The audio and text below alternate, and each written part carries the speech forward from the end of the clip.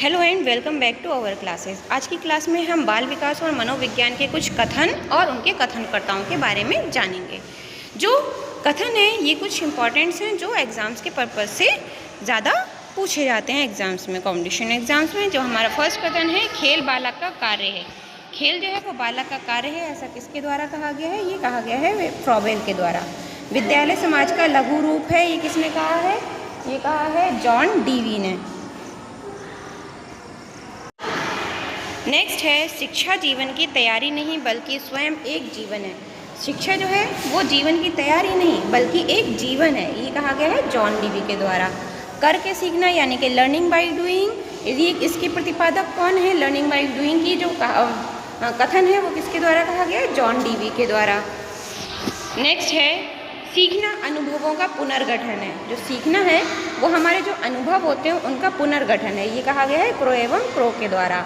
बुद्धि नई परिस्थितियों में समायोजन करने की क्षमता है, ये किसके द्वारा कहा गया है? ये स्टर्न के द्वारा कहा गया है। स्टर्न ने कहा है बुद्धि जो है वो नई परिस्थितियों में समायोजन करने की क्षमता है, कि हम जो नई परिस्थितियाँ आए हमारे सामने हम उसको किस प्रकार से अपने अकॉर्डिंग उसमें ढाल सकें अपने आप को उसमें। नेक्स्ट है, मुझे 100 स्वस्थ बालक दे दो, मैं उसे अपनी इच्छा अनुसार जो चाहूँ बना दूंगा। यानी कि मुझे जो बालक हैं वो व्यवहार के अनुसार, यानी कि जो भी मुझे बालक दे दो मैं उन्हें अपनी इच्छा अनुसार बना सकता हूँ, चाहे चोर हो, डाकू हो, चाहे अच्छे बंदे हो, वो बना सकते हैं। तो ये कहा है जी.बी. वॉटसन के द्वारा। अब है, समग्र भागों के योग से अधिक होता है। क्या होता है? ये होता है गेस्टॉलवादी मनोविज्ञानों के द्वारा कहा गया है। ये संपूर्णवाद के जन्मदाता या संपूर्णवाद के मानने वाले थे। जो गेस्टॉलवादी होते हैं वो समग्र को या संपूर्णवाद को मानते हैं, तो इन्होंने ही बोला है समग्र भागों के योग से अधिक होता है। तो गेस्टॉलवादी मनोवैज्ञानिकों का ये कहना था। बालक जन्म से ना होता है, बालक जन्म से ना अच्छा होता है ना बुरा, यानी कि जब उसका जन्म होता है तो बालक कैसा है ऐसा कोई निर्धारित नहीं होता कि बालक अच्छा है या बुरा, ये कहा गया है जॉन लॉक के द्वारा।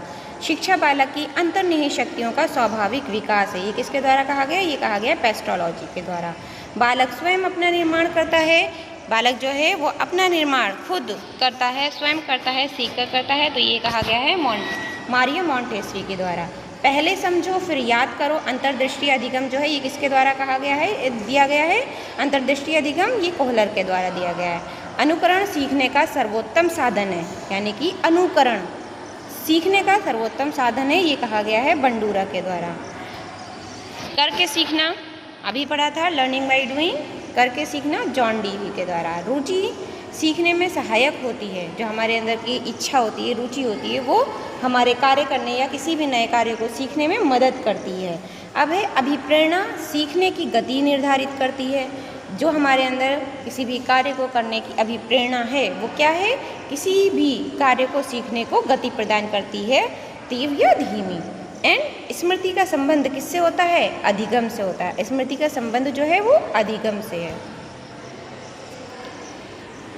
संवेग व्यवहार को प्रभावित करते हैं। जो संवेग हैं वो क्या करते हैं? हमारे व्यवहार को प्रभावित करते हैं। ध्यान सीखने का आधार है। ध्यान, जब तक हम किसी भी चीज़ पर ध्यान नहीं लगाएंगे तब तक हम वो चीज़ सीख नहीं सकते। तो ध्यान जो होता है वो किसी भी चीज़ के सीखने का एक आधार होता है, प्रथम सीढ़ी होती है। परिवार बालक की पहली पाठशाला है, ये आप हमेशा से ही पढ़ते आए होंगे। जो बालक की प्रथम पाठशाला क्या होती है? तो परिवार और प्रथम टीचर कौन होती है? तो उसकी माँ होती है।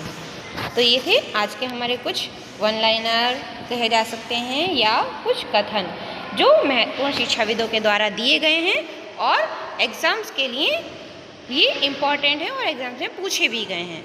उम्मीद है आपको हमारी क्लास पसंद आई होगी। So please like and subscribe. Thank you.